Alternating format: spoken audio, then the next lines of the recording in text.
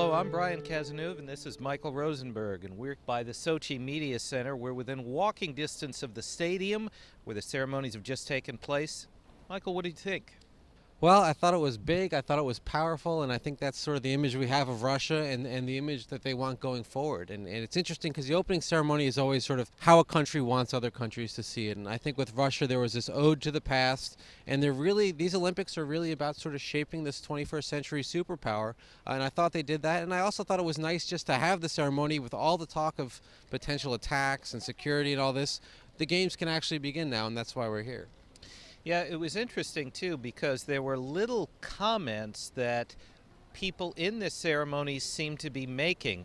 First of all, the producers, before the ceremonies even began, seemed to take a shot at Vladimir Putin's anti-gay law. And then Thomas Bach, the IOC president, had another very interesting statement in his remarks, didn't he? Yeah, he did. I mean, he made a very clear, kind of pointed statement that there's no place for discrimination in the Olympics, and he's new. We don't know what he would have said if this were in a different country, but it certainly seemed like a veiled shot at the Russian discriminatory policies.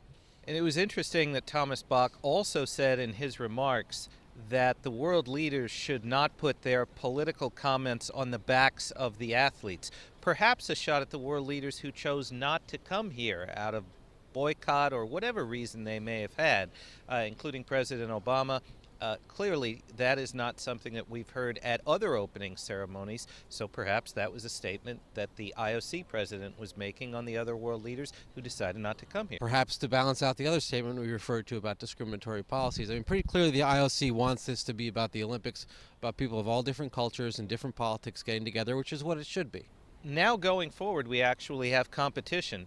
How does an event like this set the tone for the 16 days we have coming up? Well, except perhaps for Beijing, I can't remember an opening ceremony that felt like it turned things as much as this one. There's just been so much talk about everything except for the games themselves. This kind of reminds you of why we're here. Yeah, it's interesting. We had the anti-gay laws. We had the questions about terrorism. We had some of the facilities, especially the hotel rooms here, that are clearly not ready. And all of a sudden, we have an opening ceremonies, and people are in the mood to talk about sports, which was why we were here in the first place. So we're ready for the ice. We're ready for the snow. We're ready for the games to begin.